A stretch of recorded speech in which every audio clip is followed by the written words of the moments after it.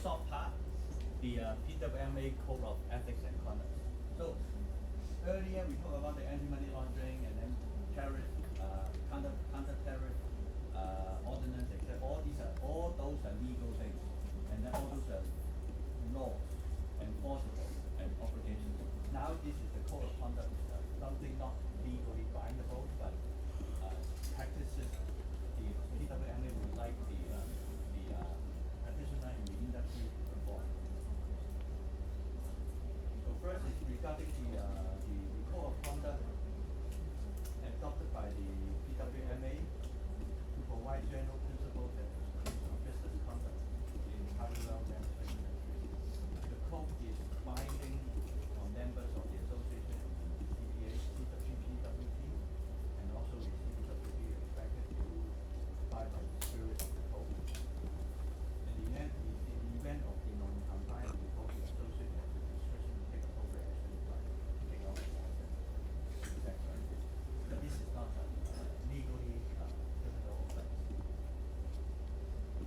So first, general principle is that members must be adhered to the laws and regulations related to the industry. That's including the anti-money laundering, the counter-terrorist financing, and anti-bribery codes. And the guideline always stand to the respective financial institutions. And then also we also comply with the memorandum and association and bylaws of because all the PB, private bankers, private bank advisors have passed the exam and also become a member of the CPWC.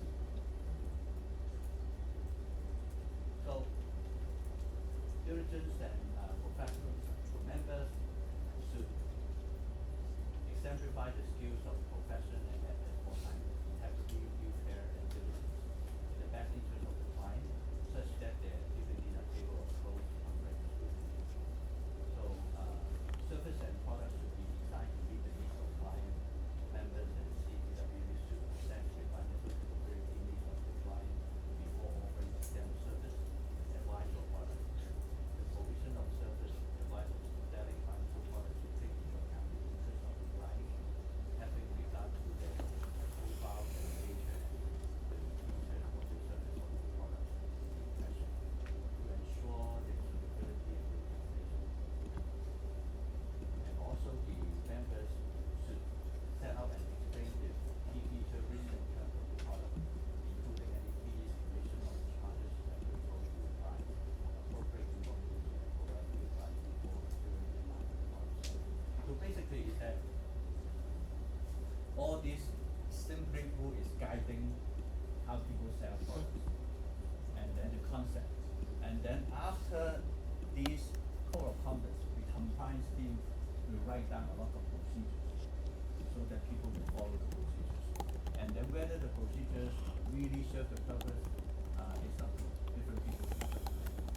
So some of them, I would say that some of the compliance procedures will receive criticism by senior management because sometimes it is easy said than done in terms of providing this information. For example, like set out and explain clearly the key feature, risk, and terms of the product. Key features, risk, and terms of the product. So how do you explain? What do you mean by explain clearly the key features and risk of the product? It's so many. The scope is so wide. That's why right now, if you look at it, remember I told some of the structured product term sheets and in the internet, in the Moodle. You can see that 2 pages are the term, 8 pages are the disclaimers. All these are the risks of the products.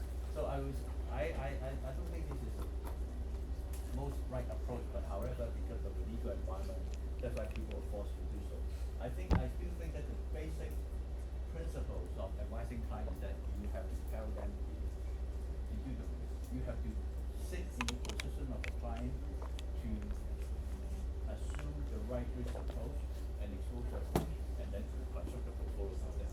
So these are the due diligence and the precedents regarding the code of conduct. These including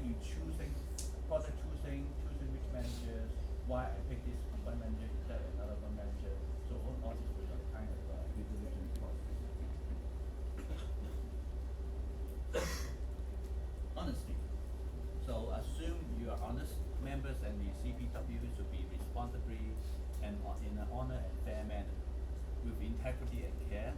Fraudulent and deceptive manipulate practice should be strictly forbidden. So all promotional material and should be designed should be accurate and understandable, and should not knowingly misrepresent facts to a client concerning any transaction, and should take all reasonable steps to ensure that manager advisor is doing financial planning and will do the proposal. So that's why these are quite abstract terms, practices like honesty and integrity. So I think that nowadays it's very difficult to explain to students like that. But once you enter into an industry or you work, you will find out what it is.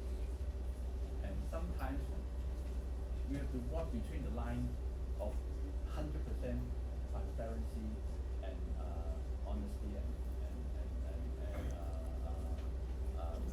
the disclosure. So for example,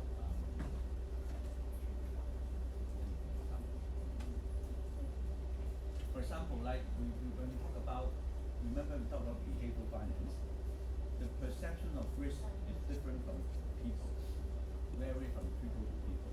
Some people will take risk at a higher manner, despite the financial loss is small, but you just fear about it. So when you deal with these kind of situations, so the disclosure thing will be quite tempting too much, then you may not be able to do the transaction. But actually, when you tell them too much, you will make wrong decisions. Sometimes.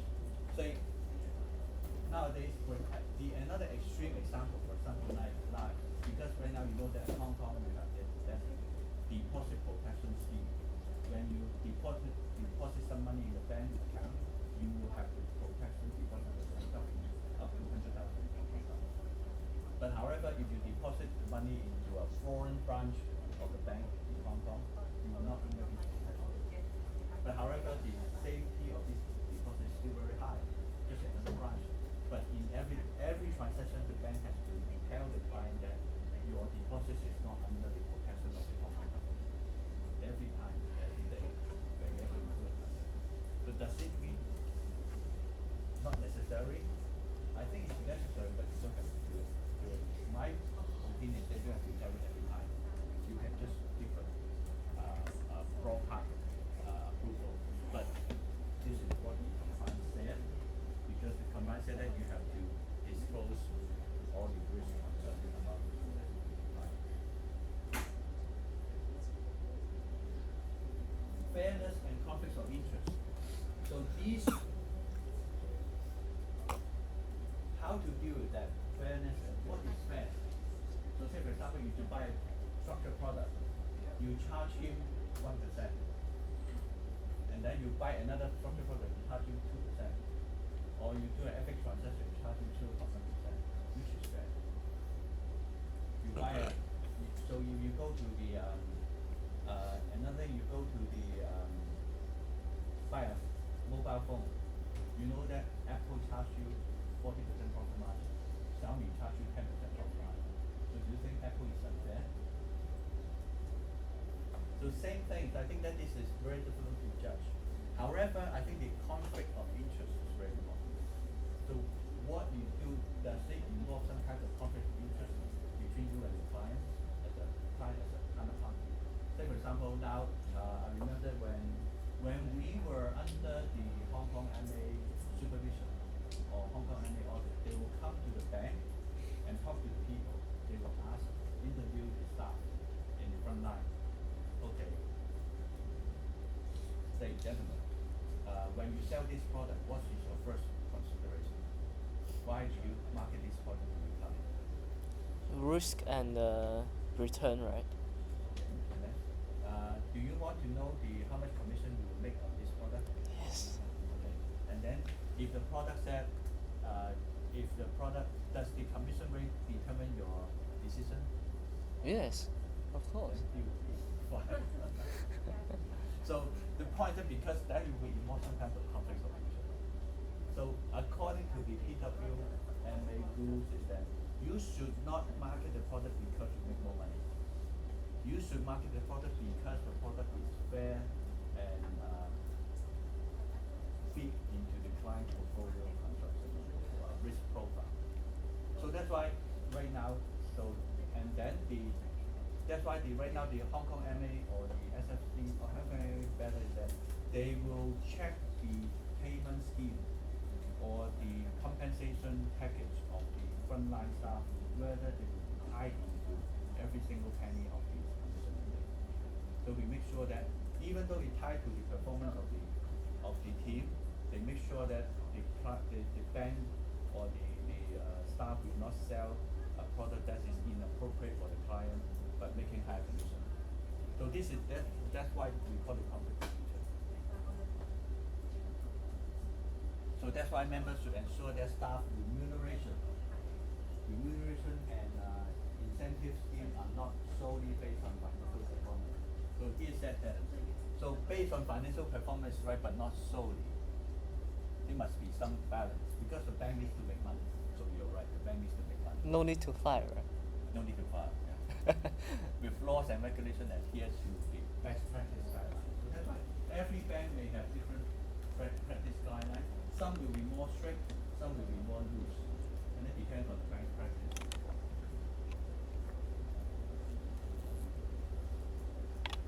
Confidentiality. The code emphasizes that the duty of the member of the syndicate to respect confidentiality of the client in terms of this. This is also very difficult to enforce. This is also the practice of the for example, like when you send out the client statement, make sure you check the email to not have somebody inside, because some people say that when somebody asks you, they will have some FCC or some CC copy. Make sure the confidential information delete all these unnecessary counterparties. So these are the practice, because we have cases that sometimes just so easy to reply and then or and then suddenly you send sensitive information to all the client. And also in practice, like in banks, they will make sure the frontline staff, their storage or their documentation will be always safely keep in some locked area. Make sure the client's information will not be disclosed. And some banks will not allow people to use the detachable memory sticks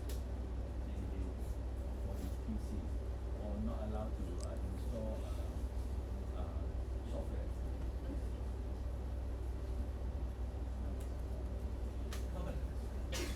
So make sure that members should attain a minimum, ensure that they have been well trained, adequate level of ability, skill and knowledge to the position to provide private organization. So that's why you have training, the bank make sure that the information are coming from good people, the eligible people. Risk management and client complaints. Whenever we have client complaints, this is a kind of rules that you have to respond to the time within a short period of time. So that's why when we are in the bank, or when now we are not in the bank, we will always try this to tease or frighten the counterparty. Say, if you don't do this, I will complain. Because this is the bank's rules, that if some client formally file a complaint, he or she has to escalate to the compliance department for certain complaint. Make sure that the complaint is being investigated and does not involve some fraud. Because fraud complaint can be serious or can be not serious. Depends on the nature of the complaint. If the complaint is for kind of service, it's okay. If the complaint is regarding financial losses, then it's not. So that's why there's a lot of complaint guidelines and test codes.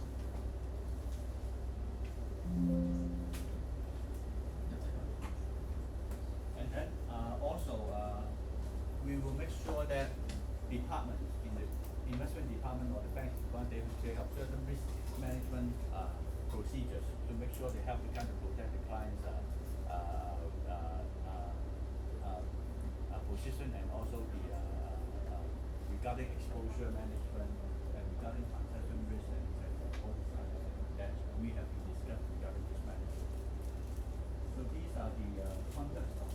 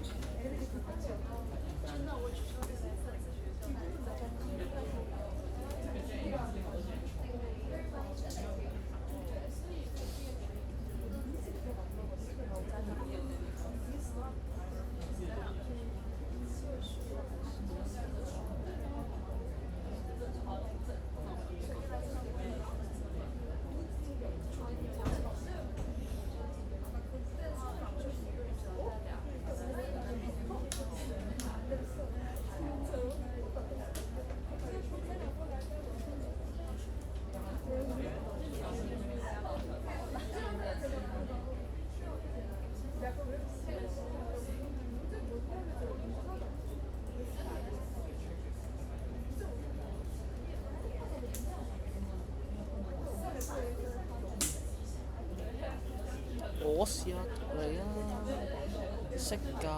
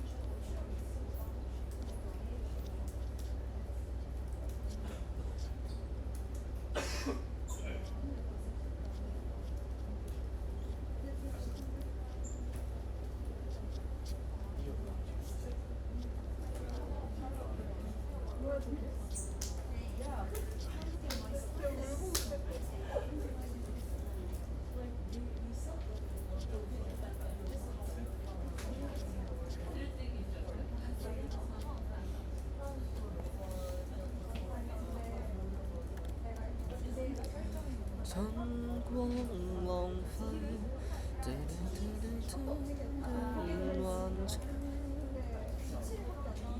終於一切，於是如是美麗。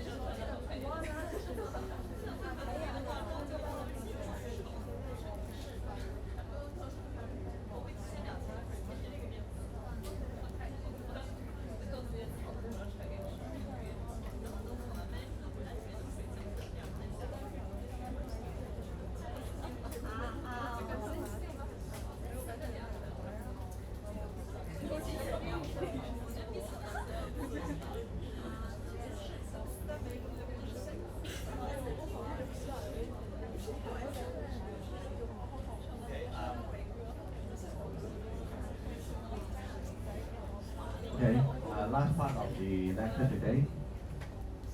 So in the end of the day, the private bank is to do business and then selling investment products. But however, apart from being managed as a portfolio, but especially in Asia, a lot of clients still don't want to give discretionary capability to banks. So that's why you still have to marketing product to them, each by product by product. So that's why the Hong Kong MA have the sales of investment product guidelines. So these, especially focusing on the structured products, they will call the pre-trade disclosure. So before the trade has been concluded, there's the pre-trade disclosure. You have to disclose the level of the details on the risk disclosure, the nature and extent of the risk. Assume customer understands the investment product before transacting. That's why they will have a voice log with the client and make sure the client understand the product. And then they will risk-based pattern. They will, based on the client's trading pattern, the level of sophistication and the investment experience you have to bear in mind. And also you have to show the evidence that you have disclosed the risk to the client. That's why in most of the case, the client will need to email all the risk disclosure to client and also the same product category disclosure. And then also after the product disclosure to the client, the bank or the investment professional have to assess the concentration risk, ensure the suitability, including concentration, whether they have too much exposure on a single transaction on a total basis. Say for example, cannot be 20% exposure of the portfolio on a single product or single line. So product level and security level, and then they will have to make sure that the product risk rating in line with the client's profile, and then the pre-trade and rather than post-trade, all this has to be done before the trade, and how to determine, and then there's a question, how to determine the level of concentration. Every bank will have every kind of definition. So some banks will say that, okay, more than 10% will be concentrated, some will be 20%. Some even say 25%. Really depends on the bank's exposure. But however, I think the general guideline is that it's between 10 to 20% is the concentration level.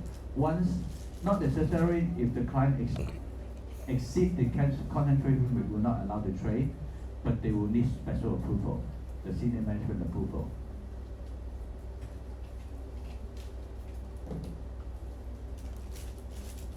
And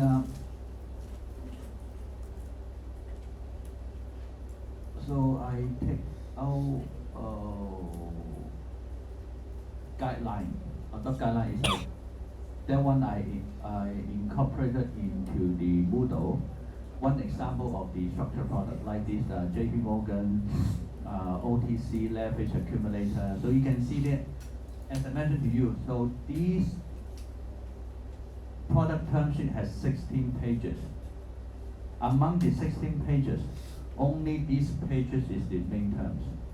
The others all are explanation of the product, explanation of the risk, and then etc. And they all the compliant disclosures. You can see what are they including. So first, they will have the product description. What are these products?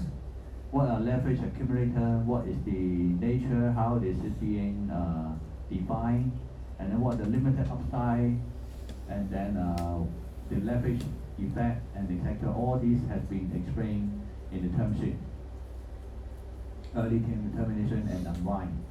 And these will be the main content. For example, for this one is issuer is JP Morgan, and then January 21st to January 22nd, 1 year tenor, and then what are the underlying stock exchange of Hong Kong, and then strike price 4.8.9, and knockout price 525.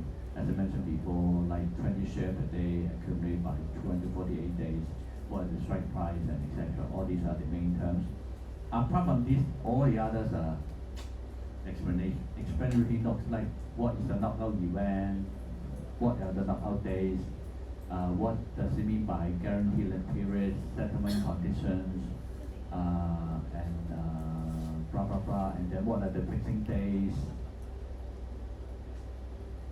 and then the settlement days, and how to determine the events, what are the, because they governed by some rules, and then what are the laws incorporating, and also like, can I early unwind, what kinds of documentation is mastering these transactions, like usually with the derivative master agreement inside, and then governing law, and collateral, what kinds of collateral they will be required to place with the bank, what are the initial margin, and then monetary, what are the banks making money, 1% at most, what are the risks. Okay, these are risks, look at that, like this is page 8, start with the risk. So I don't go through about liquidity risk, long contract tenor risk, counterparty risk, adjustment, early termination risk, settlement risk, blah, blah, blah, blah, blah, blah, blah. So up to 12. So the 5 pages of risk.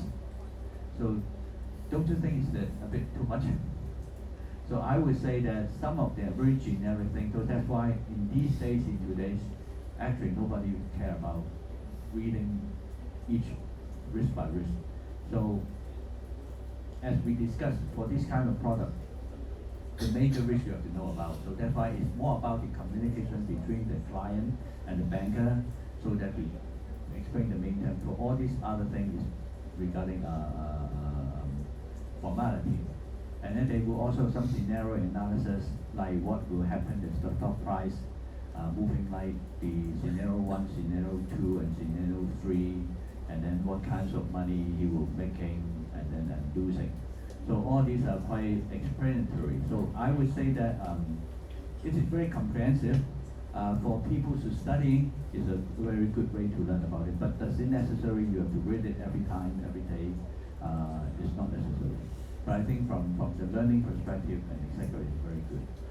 So that's why you will see that how tedious if for a bank to sell one single transaction accumulator to the client, involve a lot of time and effort. So that's why nowadays, unless the client very interested to do that or experienced to do that, the bank will seldom just market to a new client, a generic client. So because it involves too much effort. So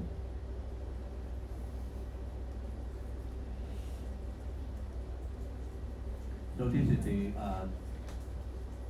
talk about the selling, the risk disclosure of the product, and then one of the enhancement of the guideline is that by selling investment product, we would like to use a portfolio-based suitability assessment. So instead of marketing product by product, matching product of the risk rating with the client, the bank or the discussion after the negotiation with Hong Kong MA, they will be allowed to use in a portfolio context. So that means within a portfolio, you still can have certain product that is the higher risk, as long as the size is not big enough. So that's why, according to the authorized institution should manage the portfolio according to the mandate, and then with some kinds of leeway, and then they will have to provide proper assessment and monitoring and review. And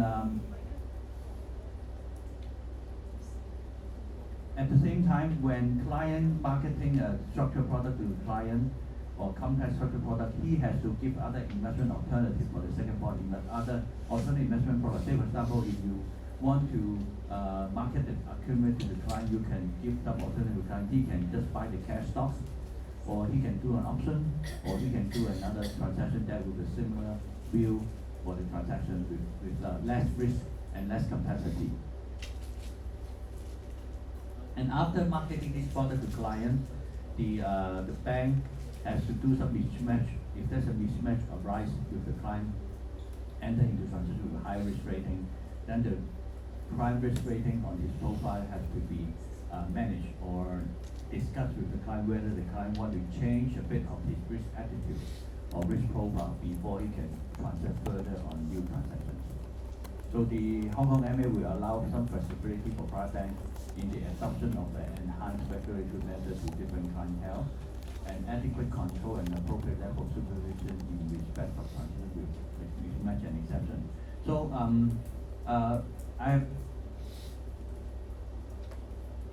Okay, even though that Hong Kong MA said that if the, so remember that when we do the client profiling, you have a lot of questions asking the client. By scoring each question, and then you will come up with a total score. The total score will determine his risk level. So if they come up the level is say like moderate, not high risk, probably the bank will not allow them to do the leverage accumulator products. So in that case, but however the client said that I really want to do that, so then the banker will apply for one-time approval, special approval for doing that transaction for the client. But however, without changing the client profile, but once he had done it, he will not be able to do it on a frequent basis.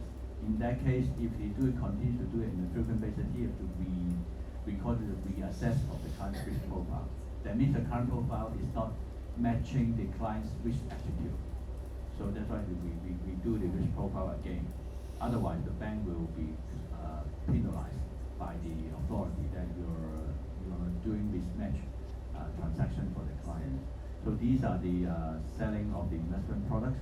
So the essence of that is the original of the like the code of conduct basically is that it will guide, or hopefully the bank will have the guideline for the staff to make sure they will market the product to the client according as the one of your classmates said that make sure the client investing in the appropriate risk profile, the product that can generate the risk-adjusted return in a long-term basis.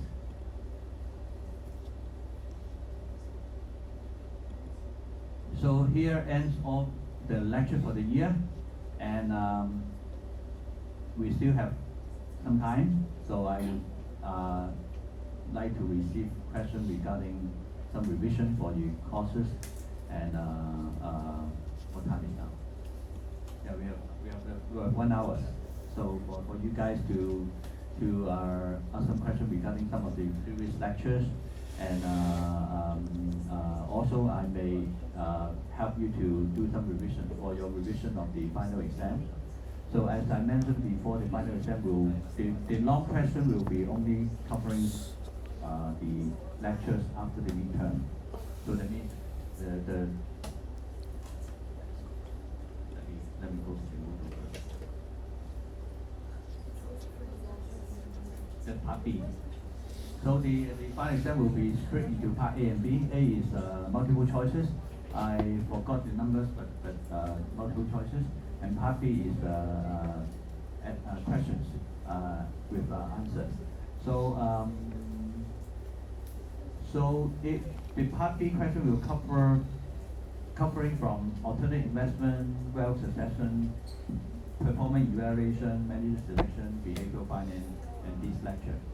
So these are the lectures that will be possible with some question for the part B, and part A will cover basically every other things. Some will be on the earlier part and also the second part, and some calculation but not much. Yes. In the part B. So basically, I think that for the calculation part, we have gone through most of them in the lectures, during the lectures. And then only is the performance evaluation you need calculation. For the other topic like alternative investment, you don't need calculations, and wealth succession, no calculations, and behavioral finance, no calculations, and the last topic, no calculations. So basically, the calculation only happens on the performance evaluations, and so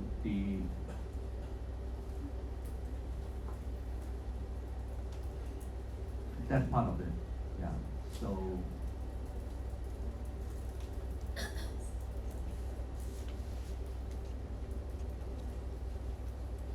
for example, like the focus of the alternative investment, I think that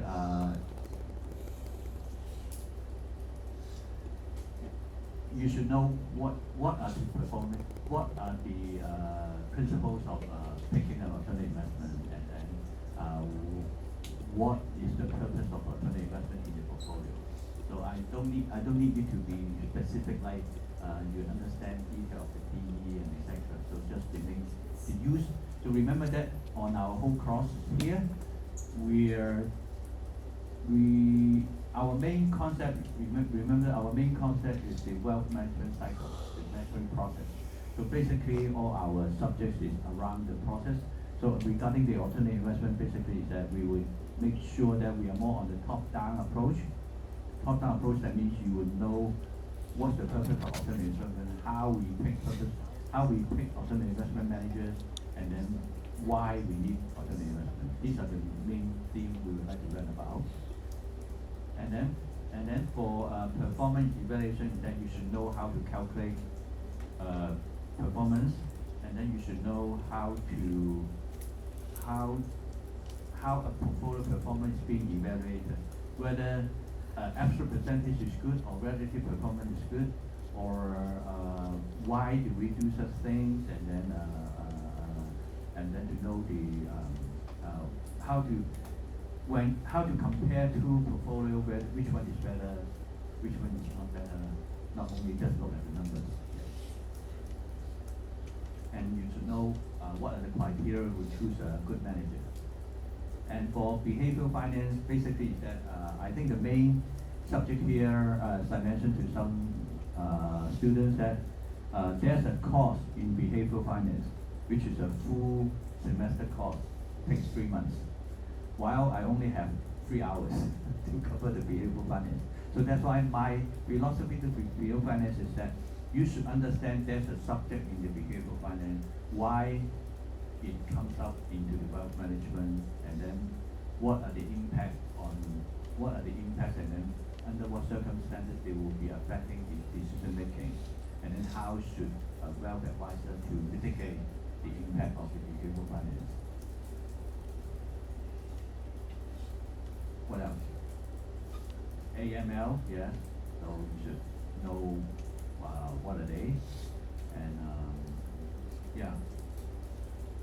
I think these are the main areas you should focus on studying. Yeah. So MCQ will cover all lectures, right? Yeah. Would there be like structured plus calculations? I can't remember, maybe 1 or 2, but simple. Even it may be simple calculations. Yeah.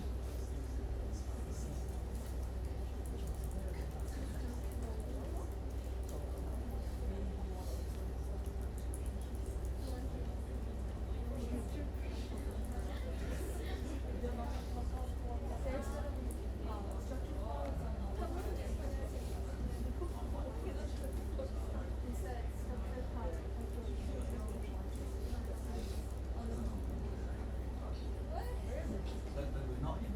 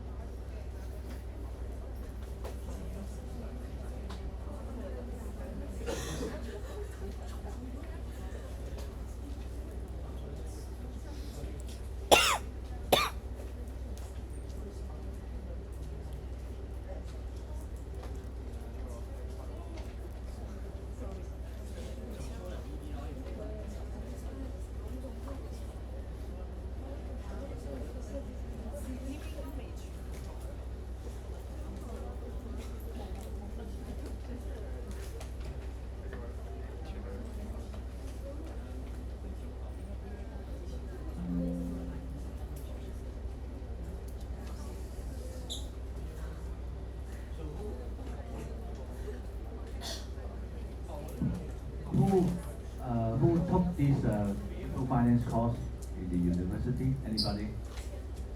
There's a course, I think, in the university as well.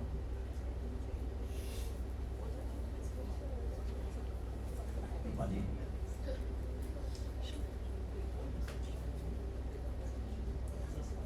Is it under the business? Business.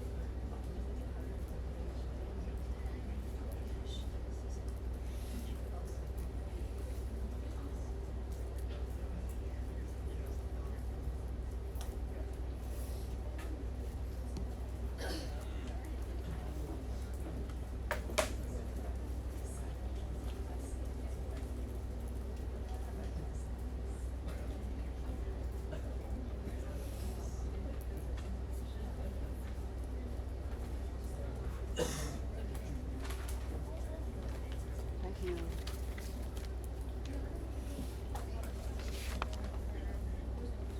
Thank you.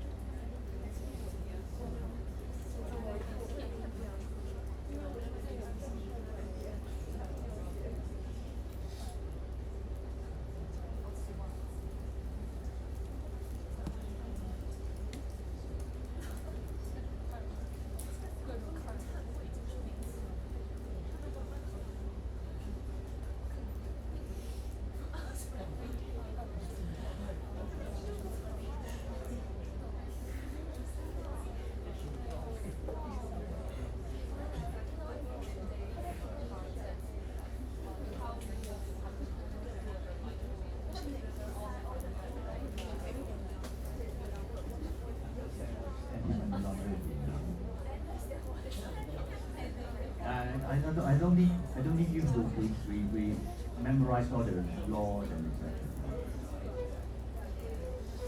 There's no point, no point to understand it. To memorize things. Because in today's world, memorizing is how to say it's not the right approach of study. It's to how to apply. But of course, we need to go through it during the studying process. Afterwards, just for example, like even you say, for example, in the future, if you go to compliance department, you don't need to memorize the rules, right? You just need to apply the cases. What cases will be successful?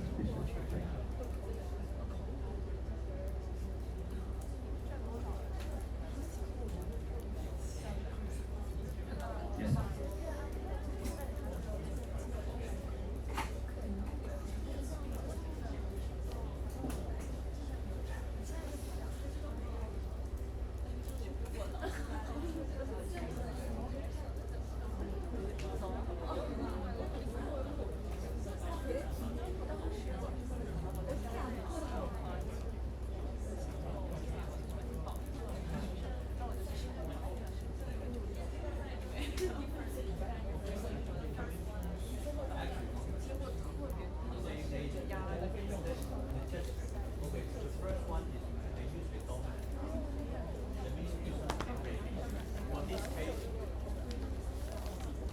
Because you know that in the security house, sometimes a lot of people open a security account, and then after trading several times, because losing money, they just don't trade, but they will not close the account.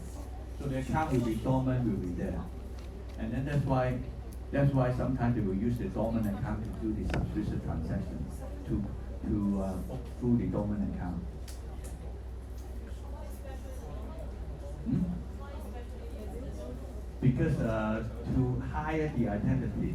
Because say for example you open an account with a security firm and then you're dormant, and then when you buy, of course they will not use one, they may use multiple dormant accounts.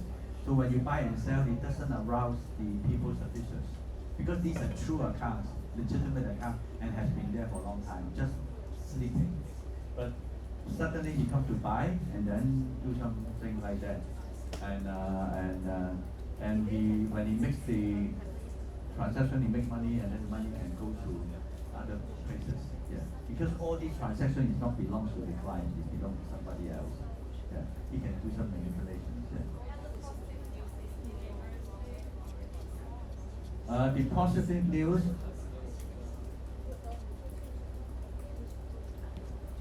is artificially positive news. Because the objective is not insider dealing. The objective is to make sure the account making money. So say for example, if because for the people when they involve in these kinds of big schemes, they have a lot of tools to do about. Say for example, a more common thing is that say for example, if they usually work with the security companies. And then they will announce some kinds of, say for example now a little company say that they sign a memorandum to work with certain companies to do a big project. So when the news announced, the share price will go up. But the signing a memorandum not necessarily you already enter into that transaction. When the news company says, okay, after due diligence the company decide not to do it, so the share price will going back again. But when the market share price goes up, he can already do some transactions to make sure this account making money. So this kind of account making money is not the true money. It's not the. It's just like a transfer of profit to this account. Page 2. Okay. This case 2, they will open. Instead of using the dormant account, they will ask different people to open account. And then all these accounts controlled by the same person. Same person to open it, same person to control the account to trade. Instead of the security house use somebody's account. So when the security house use somebody else may be involved in authorized stealing. So this will be pretty legitimate. Because not necessarily you have so much dormant account in the identity, but similarly the effect is the same. Yeah. So basically, when the money laundering involves financial transaction, basically is that you help somebody to buy some cheap stuff, and then after he bought it, the price goes up, so he can sell. And then all these are non-normal shares or non-normal transactions. So like this, usually a small market cap transaction, or they call it the yield or something that so if you in the stock market for a long time, you will always find some shares. Say like when you listening to the radios, so some share price, some company shares, the share price gone up without reason, and the company say I don't know why it goes up. Also, it may be manipulated by somebody else, not necessarily by the listener, by somebody else, because. Think about it, when the share price do not have much transactions, when you buy it, you follow up the share price easily. So somebody will follow. So this is somebody will always follow we call it the Zhong Gahu, somebody will playing as the master. And then but you know there's a big boy behind this kind of scheme. So he will know when to sell, and then at the same time when he want to sell, he knows another person to buy. That's why we create the pseudo transactions or the artificial transactions. So usually these artificial will involve several brokers. So I sell to you and sell to you and sell to you, and then you build it up. So SFC that's why have a special team to especially monitor this kind of suspicious transactions. This may not necessarily involve in money laundering, can be involved in price manipulation. So because when they create this artificial transaction, the public may think that there's a real things happen on these shares. So people will jump in to buy. But when so many people jump in to buy, then they will sell at a higher price. So that's why a lot of small investors will lose a lot of money. Because once the game finish, no more transaction on the shares, and then nobody can sell. This is I would say a kind of tricks for these small investors. That's why SFC, apart from money laundering, they still have to protect these small investors. So that's why don't listen to tips. So why is it considered as money laundering? Yeah, because say for example, you say that, okay, I'll give you an example.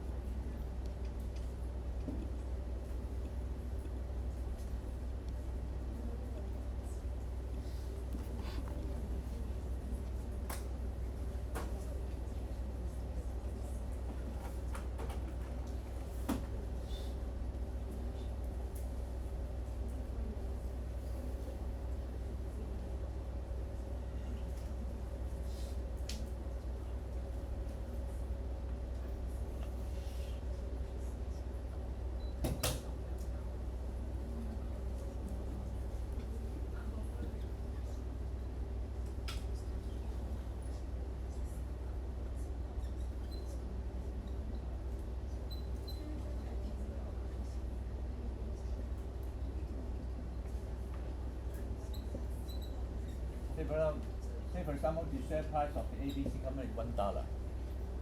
Okay, I have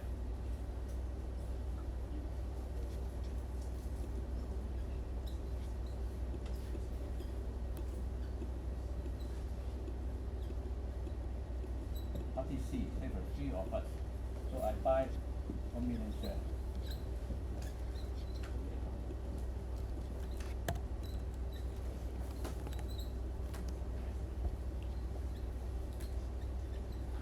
Average, one. Say, for example, 3 clients buy 1.1, 1.2, 1.3. But this is normally no transaction.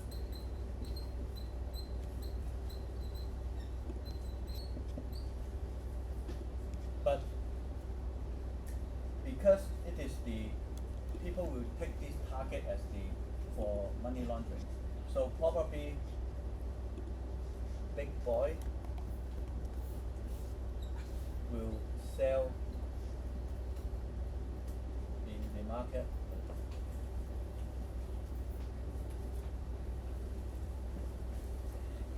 Big guy. A sell 3 million share with ABC at 1.2 average. So he crossed to sell it. So then deals come up.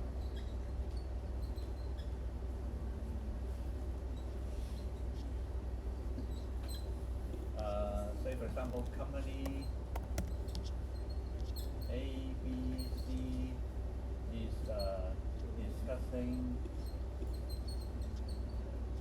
an M&A. Say for a new specific amount setting with M&A on ABC and the share price shoot up to say $2. $2 next day or after several days. So $2. So and then this party A, B, C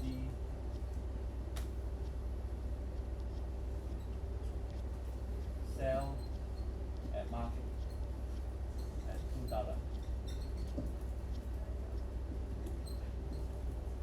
So say at $2. So how much may he make profit of maybe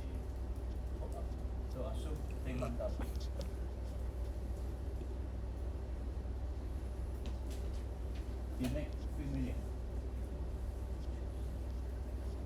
Right? So easy, right? He make 3 million. So that means he will be his principal from 1 million, 3 million to become 6 million. So then who will buy this share?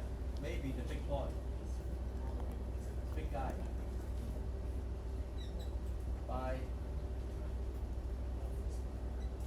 the market, at the market, or some other participant.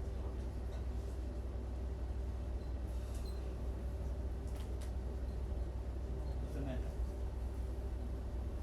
Because this person already can make 1 million each. So in that case, so you see that, it seems that like this big boy is losing 3 million, right? Doesn't matter, his money already I trying to give him. So it doesn't matter because I make sure that the original share is bought by these guys. And then he can sell it back to me. So this seems that like if you without the exchange like that, I sell you something $1, I buy it back for $2. That means I will lose $1 and you buy for $1. But so this that means the profit is legitimately transferred from me to him.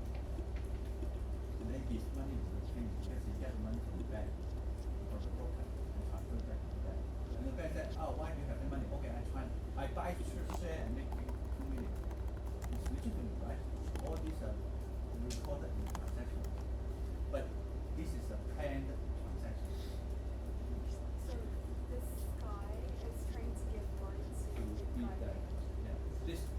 This big guy is want to give money to party A, B, and C. Say for example, these are okay. Say for example, this big guy is a construction developer, and then these are the government official A, government official B, government official C. Say for example, they will be approval of the project. Say assume, but he cannot pay money to him. So that's why instead of okay, how about today you will place the order to the broker, buy these shares, and then somebody will sell to you, and then he just know okay, I call the mobile phone and then buy shares, and then okay after the share announcement goes up, and then the share price, and then that's why and then he will make profit to sell the shares. Disregard who buy the share, he's making profit because the objective is to make sure these 3 persons making money. That means he strategically intended to corral like a few of those who would buy companies. Because for these shares usually it's not very active shares. That's why he will create, but not in under normal circumstances. There's a lot of shares in stock exchange with no transaction at all. But suddenly when you put a bid on the market, nobody will sell to you. But because this is a planned transaction, so I will sell it through the broker. And then suppose that this kind of trade will be a relative as a but not always the case.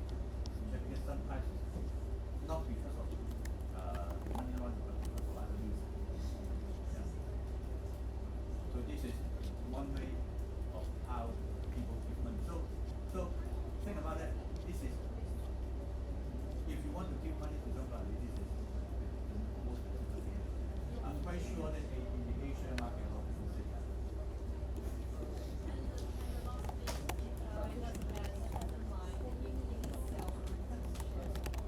Okay, the big guy makes sure these are selling to them.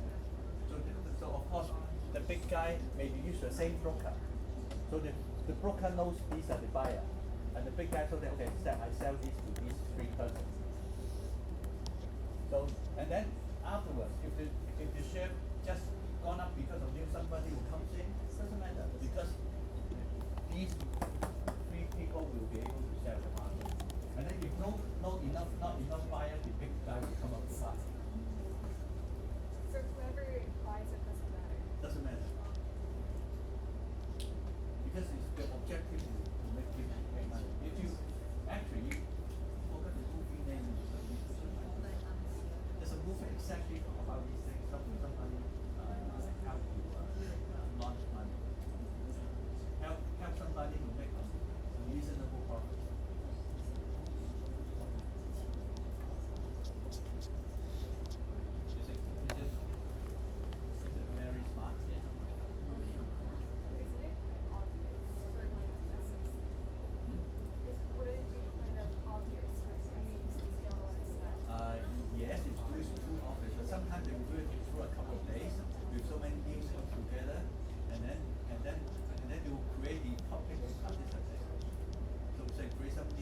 like say, oh, okay, this M&A news and talking about newspaper that I'm going to apply something like that. So that's why we come up with a different thing.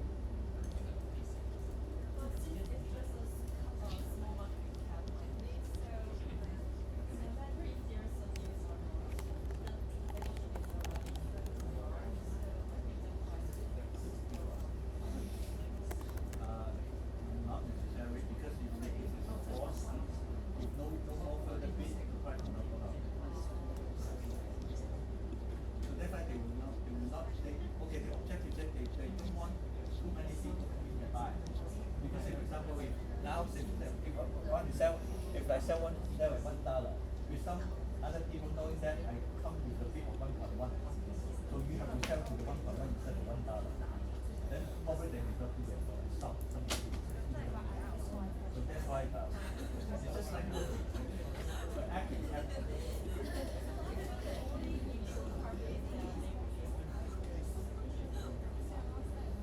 Okay. If you look at that, it's nothing. The only thing that you know behind the person that you know is. So if okay, say for example, if this big guy is different from this big guy. So it can be unrelated party. So they may use another party to sell another party to buy. So if the same party will be sold all the time. But if this is a different party, so if many other parties. So that's why people have a kind of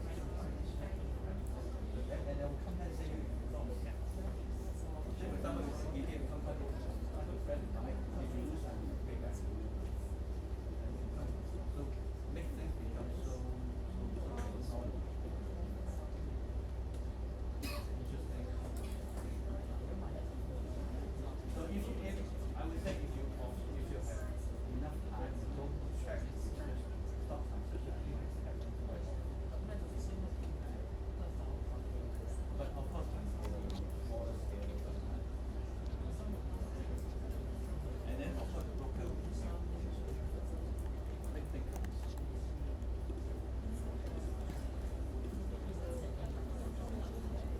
so that's why they need to teach people.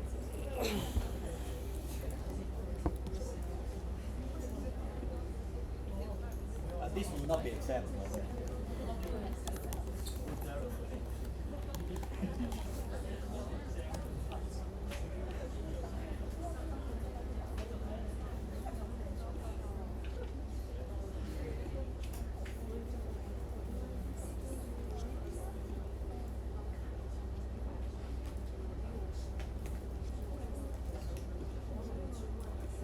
On the performance evaluation chart, it shows you how to calculate the portfolio performance, how to calculate the weighted average performance, and most importantly, show how to calculate the distribution performance. And how IR is not human being, it's a computer.